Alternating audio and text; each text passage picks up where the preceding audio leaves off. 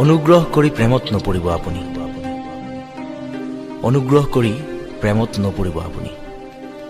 ফুলৰ প্ৰেমত, সেউজীয়াৰ প্ৰেমত, নদীৰ প্ৰেমত, সাগৰৰ প্ৰেমত, আকাশ আৰু জোনাকৰ প্ৰেমত, পখিলা আৰু চৰাইৰ প্ৰেমত, মাটিৰ প্ৰেমত, গানৰ প্ৰেমত, ছবিৰ প্ৰেমত, শব্দ কবিতাৰ প্ৰেমত, অথবা তেওঁৰ প্ৰেমত, আনকি মোৰ প্ৰেমতো। বৰ কষ্ট প্ৰেমত।